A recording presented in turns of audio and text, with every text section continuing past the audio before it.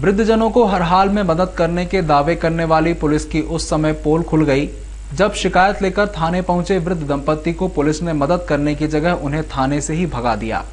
बहू से पीड़ित वृद्ध दंपत्ति मदद की गुहार लगाने आईजी ऑफिस भी गए, लेकिन आईजी को उनसे मिलने की फुर्सत ही नहीं मिली। 80 साल की उम्र में थाने के चक्कर काटने को मजबूर इस वृद्ध दंपत्ति को उनकी बहू ने उनके ही द्वारा पेंशन की रकम जोड़ कर बनाए गए घर से बेदखल कर दिया। दरअसल रिटायर्ड प्रोफेसर रामेश्वर दयाल श्रीवास्तव अपनी पत्नी शकुंतला के साथ रिश्तेदार के घर गमी में शरीक होने सागर गए थे। सोमवार दोपहर जब वे वापस लौट कर आए तो उनके घर का ताला तोड़कर उनकी बहू ज्योति ने घर में कब्जा कर लिया और उन्हें घर में नहीं घुसने दिया।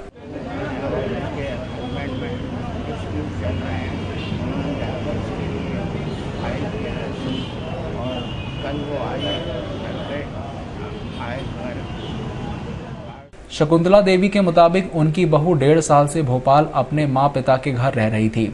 उनके बेटे दीपक को वे लोग पहले ही जायदाद से बेदखल कर चुके हैं।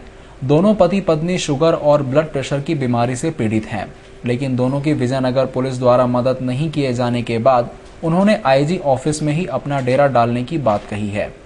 कर रही है 2 घंटे से हम लोग बैठे हैं। हाँ।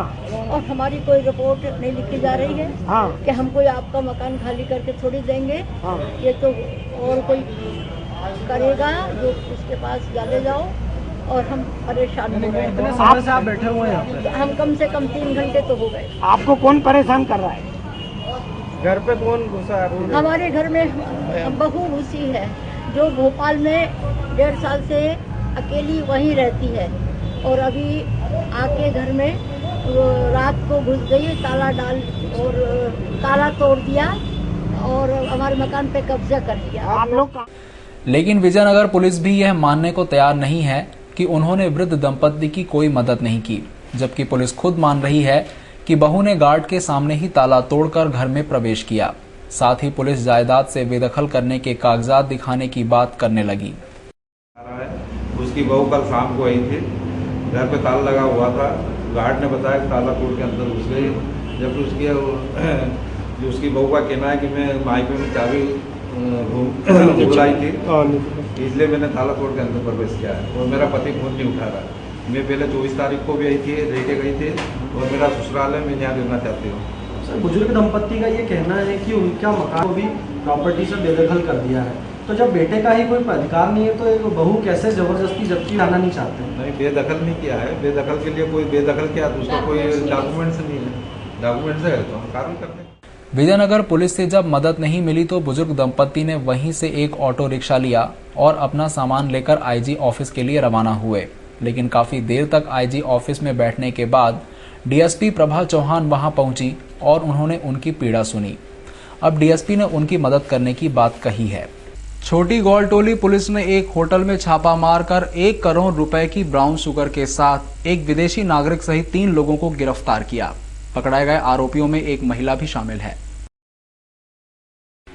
छोटी गौलटोली पुलिस को मुखबिर से सूचना मिली थी कि सरवटे बस स्टैंड के पास स्थित होटल पराग में एक विदेशी नागरिक ब्राउन शुगर लेने अपनी महिला मित्र के साथ आया है। सूचना पर पुलिस की टीम ने होटल में छापा मारकर एक नाइजीरियन युवक जॉनसन ओलविर को उसकी महिला मित्र पूनम गुप्ता और श्यामगढ़ से इन्हें ब्राउन शुगर देने आए प्रवीण गुप्ता के साथ गिरफ्तार किया।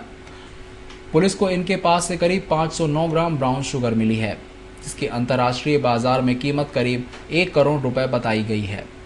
नाइजीरियन युवक 6 माह के टूरिस्ट वीजा पर भारत आया हुआ है और फिलहाल दिल्ली में रहता है। विदेशी युवक ने कपड़े की व्यापार करने का कहा और वीजा लिया था और लंबे समय से ब्राउन शुगर खरीदी का काम कर रहा था। कई दिनों से खबरें मिल रही थी कि कोई बंदा आता है बाहर से और यहाँ से माल लेके जाता है। इसमें हमारे जो क्राइम ब्रांच की टीम है उसको भी ये इन्फॉर्मेशन थी, हम लोगों को भी इस तरह की इन्फॉर्मेशन मिल रही थी।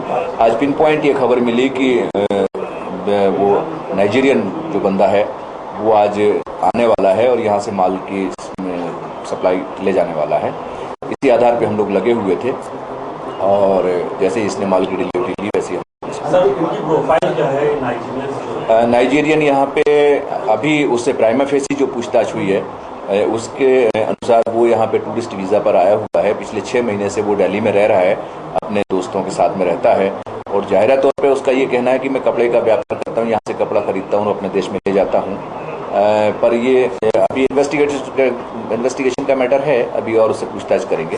अब पुलिस यह पता लगाने में जुटी है कि ये लोग ब्राउन शुगर के यहीं बेचते हैं या देश के बाहर ले जाते हैं। फिलहाल पुलिस ने तीनों आरोपियों के खिलाफ NDPS एक्ट के तहत कार्रवाई की है। मुंबई से अपनी बेटी को लेने इंदौर आई एक वृद्ध महिला का इंदौर आने का अनुभव काफी बुरा हो गया। मुंबई में रहने वाली विलास जैन साउथ तुकोगंज स्थित जैन मंदिर से अपनी बेटी के साथ घर लौटते समय बाइक पर आए 2 अज्ञात बदमाश गले से 1.5 तोले सोने की चैन खींचकर भाग गए। इस दौरान विलास ने अपनी चैन पकड़ ली। इस कारण बदमाश लगभग 1 तोले वजन का हिस्सा लूटने में कामयाब रहे, जबकि आधा तोला विलास के हाथ में ही रह गया। मामले की शिकायत विलास ने पति नरेश जैन के साथ जाकर तुकोगंज थाने में की है। पुलिस ने मामला दर्ज कर अज्ञात बदमाशों की तलाश शुरू कर दी है। मेरा अंदर था, इसका बात साड़ी पहनी थी ना, उसने ऐसा खींचा तो उसने तुरंत ही हाथ पकड़ लिया। आंटी ने पकड़ने की ऐसा चेन पकड़ने एक साइड का चेन निकल गया। अच्छा, एक आपके हाथ में रह गया और एक उनके पास चला गया। एक उसके पास। गांधी प्रतिमा पर करीब 50 से अधिक दृष्टिबाधितों के द्वारा अपनी 11 सूत्रीय मांगों को लेकर प्रदर्शन करते हुए अनिश्चितकालीन हड़ताल के लिए जाने की घोषणा की गई। दृष्टिबाधित शिक्षित युवाओं के साथ प्रदेश सरकार के द्वारा अन्याय किया जा रहा है। इंदौर के करीब 50 से अधिक दृष्टिबाधित युवाओं के द्वारा अपनी योग्यता के अनुसार रोजगार देने का वादा प्रदेश सरकार के द्वारा किया गया था। अपनी मांगों के संबंध में जानकारी देते हुए अरुण यादव ने बताया कि योग्यता के अनुसार दृष्टिबाधितों को 2% कोटे के आरक्षण का लाभ देते हुए प्रत्येक विभाग में रोजगार दिया जाएगा। यदि मुख्यमंत्री ने हमारी बातें नहीं मानी तो हम अनिश्चितकालीन भूख हड़ताल करेंगे। हम लोगों की जो मांग है, विशेषता मांग है कि हम लोगों को सरकार जो दृष्टिहीन को हर विकलांग को 2% का आरक्षण दिया जाने का है, यानी 6% आरक्षण दिया जा रहा है। 2% सभी दोनों विकलांग अस्थि बाधित और श्रवण बाधित को तो दिया जा रहा है, परंतु दृष्टि बाधित को नहीं दिया जा रहा है। और इसी मांग को लेकर के हम आरक्षण के लाभ को कोटा नहीं दिया जाने के कारण हम लोग रोजगार के लिए आ रहे हैं। हमने इसके विषय में मुख्यमंत्री, राज्यपाल, साथ ही अरुण ने मांग की है कि हमें सरकार से 150 रुपए प्रति माह पेंशन दी जाती है, उसमें हमारा गुजारा बसर नहीं होता, इसलिए हमें 4000 रुपए प्रति माह के हिसाब से पेंशन दी जाए। इंदौर के RTO एजेंट अपनी करतूतों से बाज आने का नाम नहीं ले रहे हैं। सुप्रीम कोर्ट के आदेश मान रहे नंबर प्लेट लगाने वाले कर्मचारियों पर एजेंट जबरन दबाव बनाकर काम करवा रहे हैं और मना करने पर कर्मचारियों से मारपीट करते हैं। दादागिरी का ऐसा ही नजारा विजयनगर स्थित RTO ऑफिस में देखने को मिला। शहर भर में खरीदी जाने वाली हर नई गाड़ी की number plate Vijayanagar RTO office में बनाए जाने का कार्य किया जाता है। यहाँ काम करने वाले कर्मचारी सुप्रीम कोर्ट के आदेश के तहत एजेंटों का काम करने से मना कर चुके हैं। इसी बात से नाराज होकर 20-25 एजेंटों ने मिलकर कंपनी के कर्मचारी सजन मालिक पर हमला कर उसे लात घूंसों से पीट डाला। बात हुई, ये सारे एजेंट आए मेरे पास यहाँ पे, इन्होंने बोला साहब आप ये बताइए आप हमारी जो है अथॉरिटी स्लिप की रसीदें काटेंगे कि नहीं काटेंगे। मैंने बोला साहब आप जो है यहाँ पे कस्टमर को बुला दीजिए, आपका जो भी जेन्युइन कस्टमर होगा वो अगर आकर के लाइन पे लगता है मैं तुरंत करवा दूंगा, मुझे कोई दिक्कत नहीं है। आज आपके साथ क्या हुआ यहाँ पर? मेरे से मारपीट होगी। किस तरीके से? एजेंटों ने लात घूसे मारे से और हाथापाई किए। मारपीट होने के बाद कंपनी ने काम बंद कर दिया, जिसके कारण कई लोगों को परेशान होना पड़ा। यहाँ अपने काम से दूर दूर से पहुंचे लोग घंटों तक खिड़की खुलने का इंतजार करते रहे। अभी करीब 2 बज रहा है, जबकि ये काउंटर बंद होने का टाइम 3 बजे है। ऐसा क्यों है? आपने किसी अधिकारी वगैरह से बात करी थी? हम लोग सीनियर ऑफिसर के पास गए थे तो बोले अभी हम भेज रहे हैं किसी न किसी को, बट कोई नहीं आया अभी तक। 2 घंटे से भारी भीड़ खड़ी हुई है यहाँ पर। सभी लोग अपनी कोई छुट्टी लेके आया है, कोई अपनी एप्लीकेशन देके आया है, बड़ी बड़ी दूर से आए हैं, 50 किलोमीटर 80 किलोमीटर, बट यहाँ पर कोई सुनवाई नहीं हो रही है। आपका नाम बताइए। सर मैं 1 बजे से खड़ी हूँ, तब से उन्होंने बंद कर दिया, वो चालू करने को तैयार ही नहीं है। क्या कहते हैं? कुछ कह नहीं रहे हैं, बस चले गए हैं यहाँ से। अधिकारियों से या किसी से आपकी बात हुई? वहाँ पर बात की तो कुछ झगड़ा वगड़ा हुआ है, वहाँ से तब से बंद करके चले गए। मामले की सूचना सहायक RTO को मिलने के बाद उन्होंने कंपनी के कर्मचारियों को फिर से काउंटर शुरू करने के निर्देश दिए हैं। हालांकि घंटों तक उनके निर्देशों का पालन नहीं किया गया। नहीं आई है क्योंकि जो जिन लोगों ने मारपीट करी है, जिनके नाम बताए जा रहे हैं, वो तो मेरे सामने है नहीं, तो उन्होंने तो अपना पक्ष नहीं रखा है, कंपनी के लोग अपना पक्ष रख रहे हैं। तो अभी एकदम से उसकी वस्तुस्थिति के बारे में मैं पूरी तरह तो नहीं बता सकता। सब बीती रात सूदखोरों ने वक्त पर पैसे नहीं मिलने से नाराज होकर एक परिवार के घर में घुसकर जमकर उत्पात मचाया। घटना पुलिस थाना आजाद नगर क्षेत्र की है। बीती रात नूरी नगर में रहने वाले नईम खान के घर पर क्षेत्र में ही सूदखोरी का काम करने वाले शकील, मौलाना, आकिल और असलम ने नईम के घर पर पत्थर मारे और साथ ही घर का सामान बिखेर दिया। दरअसल नईम के भाई ने आरोपियों से ब्याज पर कुछ पैसे उधार लिए थे, जो तय वक्त पर वापस नहीं करने से मामला विवाद में तब्दील हो गया। इस मामले में नईम और उसकी मां से आरोपियों ने जमकर मारपीट की है और वो कहने लगे कि तुम्हारे जो छोटे से हमें पैसे लेना है, पैसे का विवाद बढ़ा रहे थे। हमें तो कुछ पता नहीं है, भैया तो हमारे पास है नहीं, बाहर गए हुए हैं वो लोग। अभी इसके कारण वो बोल रहे थे कि करीब हमको तुमसे पैसे लेना है, पैसे दे दीजिए, नहीं तो हम तुम्हारे को मारेंगे, कूटेंगे। और मुझे मारा और उस गड्ढे में गिरा के मारा सामने वाले में, और मेरी अम्मी का ये कुर्ता भी फाड़ दिया। इस तरीके से खींचातानी करी और घर में। पुलिस थाना आजाद नगर ने पीड़ित नईम की शिकायत पर आरोपियों के खिलाफ मामला दर्ज कर लिया है। सोमवार से बुधवार रोजाना 4 घंटे इंदौर की रेसिडेंसी कोठी में भ्रष्टाचार से जुड़े मामलों की सुनवाई होगी। सुनवाई लोकायुक्त पीपी नावलेकर करेंगे। भ्रष्टाचार से पीड़ित कई लोग पहले ही दिन यहां पहुंचे हैं। इस दौरान लोकायुक्त ने कई मुद्दों पर खुलकर चर्चा की है।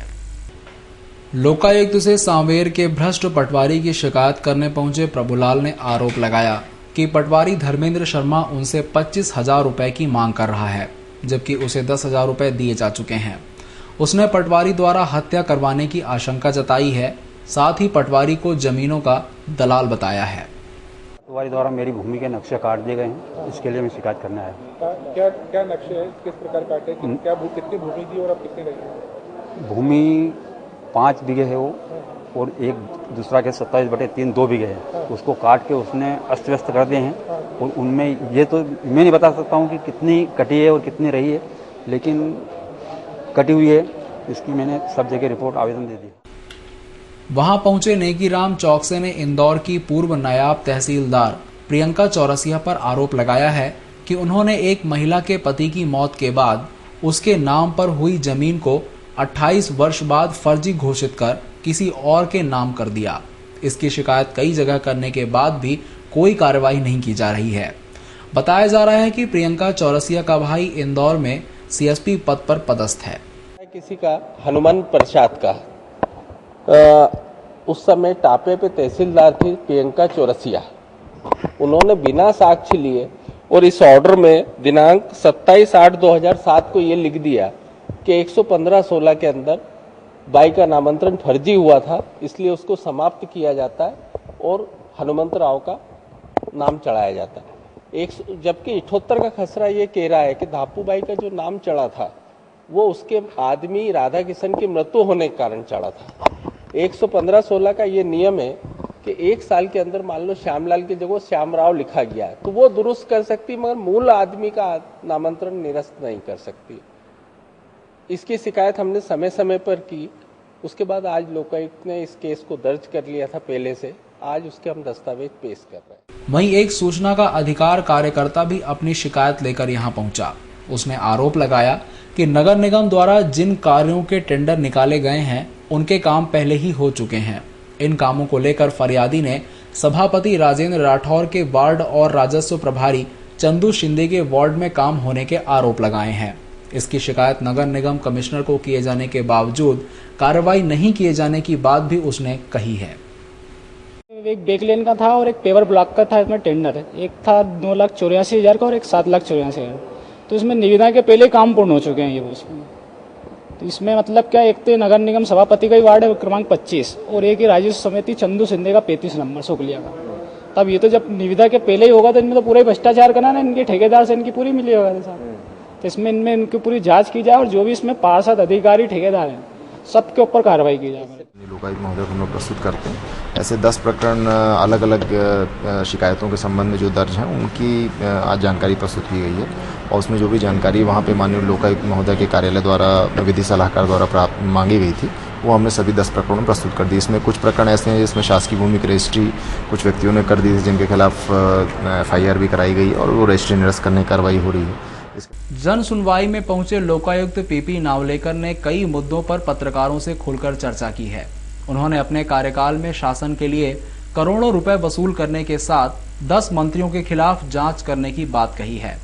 साथ ही उन्होंने सरकार से लोकायुक्त की शक्तियां बढ़ाने की भी बात कही है। लोकायुक्त में आई इंदौर कलेक्टर कार्यालय और पुलिस से संबंधित शिकायतों की सुनवाई के लिए कलेक्टर और पुलिस अधिकारियों को बुलाया गया। पिछली जन सुनवाई के दौरान आए कई मामलों में कार्रवाई नहीं होने की बात पर उन्होंने संबंधित विभाग से जानकारी देने की बात कही है। भ्रष्ट अधिकारियों के 12 प्रकरण शासन के पास होने की बात कहते हुए उन्होंने कहा कि उनकी संपत्ति राजसात करने के आदेश न्यायालय देगा। सुगनी देवी मामले में कोर्ट में होने वाली बात कहते हुए उन्होंने कोर्ट द्वारा ही फैसला देने की बात कही है। प्रदेश के 10 मंत्रियों के खिलाफ शिकायत लोकायुक्त में होने की बात उन्होंने स्वीकारी और उनके खिलाफ जांच जारी रहने की बात भी उन्होंने इस दौरान कही, लेकिन उनके नाम उन्होंने नहीं बताए। साथ ही उन्होंने कहा कि भ्रष्ट मंत्रियों की चार्जशीट इस कारण पेश नहीं हो पा रही क्योंकि उनके दस्तावेज संबंधित विभाग से नहीं मिल पा रहे हैं। 12 प्रकरण सरकार के पास भेजे थे, उसमें से संपत्ति राजसात करने के लिए वो कानून के मुताबिक वो एक्ट बना है, वो एक्ट के अंतर्गत हमको कार्रवाई करना पड़ती है, वो पूरा उसका डिटेल बनाना पड़ता है, वो संपत्ति कहाँ कहाँ है उसको आइडेंटिफाई करना पड़ता है। अभी किसी की तो 12 अब वो कोर्ट में जाता है मामला, राजसात कोर्ट ऑर्डर करेगा, मैं नहीं करूँगा। 12 प्रकरण सरकार के पास भेजे थे, उसमें से 9 प्रकरण में सरकार की परमिशन मिल गई और वो अदालत में मामले दर्ज कर दिए गए। 3 प्रकरण है, उसमें 2 में जानकारी वो सरकार की मान्यता मिल चुकी है, उसमें वो प्रकरण बनाए जा रहे हैं, वो पेश किए जाएंगे और 1 प्रकरण अभी है जिसमें कि सरकार के पास मान्यता के लिए है। सर सुगनी देवी मामले में क्या रहेगा? सुगनी देवी तो कोर्ट में चला गया, वो कोर्ट जाने, कोर्ट बताएगी। सर हमेशा एक बात उठती रहती है कि लोकायुक्त छोटे लोगों, छोटे अधिकारी कर्मचारियों पे कार्रवाई करता है, लेकिन नेता और जो मंत्री हैं वो बच जाते हैं। अभी फिलहाल क्या स्टेटस है मंत्रियों का? 10 मंत्रियों के खिलाफ शिकायतें हैं, उसकी जाँच हो रही है। किसी में अभी तक सरकार द्वारा अनुमति जो चालान पेश करने के लिए नहीं, अभी तो अनुमति देने वाली बात है, वो तो सरकार का जुम्मा रहता है, अनुमति तो सरकार देती है, उसके बारे में मैं क्या बोल सकता हूँ। कितने पेंडिंग? मैं तो अपनी जानकारी बताया ना आपको, 10 मंत्रियों के खिलाफ शिकायत है। हाँ जी, जो 10 मामला बता नहीं तो अभी तो इन्वेस्टिगेशन हो रहा है, 10 में कितना होगा, मेरा इन्वेस्टिगेशन जब कंप्लीट होगा तभी तो मैं सरकार के पास भेजूंगा। तो सर जो मामले ट्रैप होते हैं रिश्वत के, जी, जिनमें कोई भी जो पीड़ित होता है वो रिश्वत देता है जैसे, तो उसकी राशि मिलने में काफी वक्त लग जाता है उसको वापस। अपने 4 वर्ष के कार्यकाल में उन्होंने छापों को 129 कार्रवाई पर 260 करोड़ की प्रॉपर्टी भ्रष्ट अधिकारियों से जब्त करने की बात कही। साथ ही 590 शिकायतों पर छापा मारकर 58 करोड़ रुपए की रिश्वत लेते अधिकारियों को पकड़ने की बात भी कही है। राज्य शासन के लिए जो रकम वसूल नहीं हो रही थी, ऐसे लोगों से 955 करोड़ रुपए वसूलने की बात भी लोकायुक्त ने कही। अपने ऊपर उन्होंने किसी भी तरह का दबाव होने से इनकार किया। साथ ही अपना 6 वर्षों का कार्यकाल पूरा किए बिना किसी के द्वारा उन्हें नहीं हटाए जाने की बात भी कही है। अंत में उन्होंने लोकायुक्त को और शक्तियां बढ़ाए जाने की बात कही। उनके मुताबिक लोकायुक्त को वारंट जारी करने, विधायकों के खिलाफ कार्रवाई करने और NGO के खिलाफ कार्रवाई करने का अधिकार मिलने की बात कही है। साथ ही इन सभी मांगों के 3 साल से राज्य शासन के पास लंबित होने की बात भी कही है। ये कोर्ट में जाना पड़ता है, कोर्ट में एप्लीकेशन लगाएंगे, वो कोर्ट में एप्लीकेशन, वो अगर पीड़ित होता है जिसकी की पैसे जमा है तो कोर्ट के ऊपर है, कोर्ट आदेश कर सकता है, कोर्ट के पास पावर है। लोग जो हैं उनके लिए कोई ऐसा प्रावधान है कि उनको राशि हम प्रोवाइड करें और उनसे जब्ती कराएं? नहीं, हमारे पास।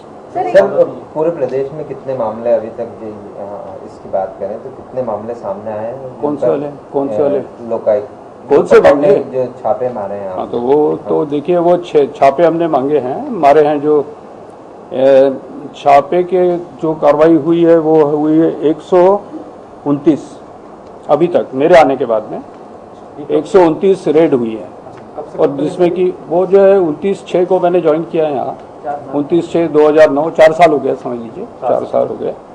उसमें 129 रेड की कार्रवाइयाँ हुई, उसमें 260 करोड़ रुपए की प्रॉपर्टी पाई गई है, वो 260 करोड़ की। और वो प्रॉपर्टी जो है कि उसकी कीमत हमने ओरिजिनल लगाई, यानी 10 साल अगर खरीदी, पहले खरीदी तो वो कीमत से, हमने आज की मार्केट वैल्यू नहीं लगाई।